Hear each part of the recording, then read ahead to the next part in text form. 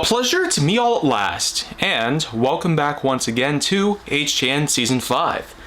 And so, in terms of normal subjects, there's a lot to choose from, and I figure that with all the numbers I'm planning on doing throughout the rest of the year and onwards, HJN is going to have a lot of things to cover here. A lot of mini-series that won't exactly be anything like series that are normally meant to be outside of the realm of HJN but kept within for the sake of keeping the series nice and simple. No, basically, the subject in question is going to focus on DNA.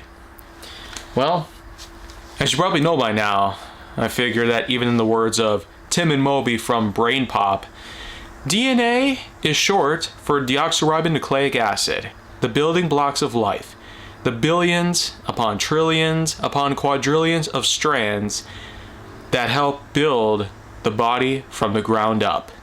They're essentially the blocks that keep you together, like keeping a giant Lego set all together, with all individual pieces accounted for, thousands of which are usually in a big set. The number is surpassed by miles when it comes to DNA in comparison to something like Legos. But the thing is that apart from the number of DNA that exists in one's body alone, as opposed to anything else, because after all, apart from humanity, plants, animals, a lot of organisms around the world and beyond are known to comprise of their own strands of DNA. Sometimes they can be different depending on the species. Sometimes they can be built specifically to accordance with the species itself, as in how much arms, legs, heads, eyes it might have. I feel like I could be going a bit off track here, but the whole point is that DNA is what makes us who we are.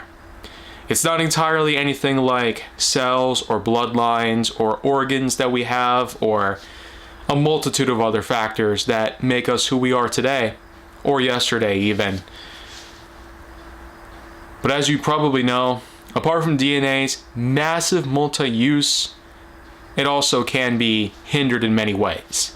While DNA is mainly known for allowing organisms to work, organs to function, blood to flow, and our hearts to beat, and our brains to process thoughts, DNA is also something that can be used against us. For instance, the idea of DNA being damaged is something that's been greatly talked about in the last 100 years or so. And the reason is cancer. Now, cancer is something that has become, no doubt, a big important topic to follow up on. And part of the reason is because the idea of not just adulthood cancer shows up, mainly because as we age, a lot of things will happen to us, a lot of adventures we go on, a lot of foods we eat, and a lot of activities that we perform sometimes can affect our health in different ways. But the idea of cancer becoming a big topic nowadays is mostly concerned on the fact that children have been greatly impacted by such diseases like cancer, glioblastoma, and other such problems with our DNA.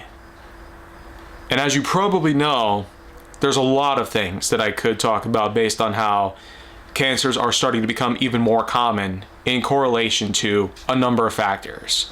Industrialization is still at a bit of a high in spite of the sweeping efforts across the country and the rest of the world in order to help drive up the environmental factor and create a positive impact for the future. Ever since the start of the 2010s, it was a major driving force, especially backed by a lot of higher powers and agencies across the country and the rest of the globe that allowed for such things like recycling, rehabilitation, and a lot of reusage of such things in our daily lives. Old technologies supposedly being used to their fullest potential and kept around longer than normally people would keep them around for. But because of mass marketing and a number of different things going on within corporate higher-ups and a number of other problems, it seems that they are like two fists battling for the win.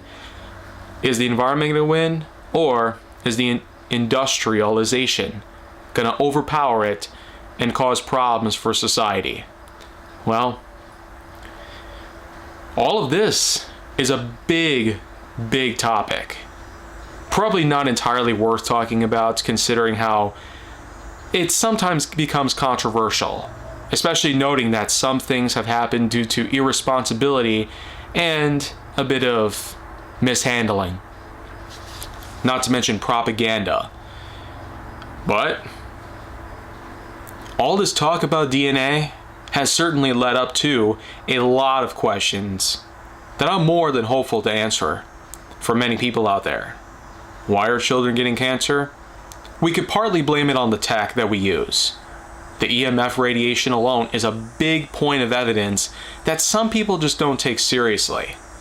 And that could spell karma. But that is yet to be determined. Anyways though, apart from all this other stuff I've talked about, it's great to have something like DNA come around. There of course is a counterpart known as RNA, or ribonucleic acid, which is essentially like half of what DNA is. The unique helix shape, almost like a spiral staircase. And RNA is essentially like half of the linkage, whereas with the other half, it becomes deoxyribonucleic acid, or DNA. Still, this was one hefty subject.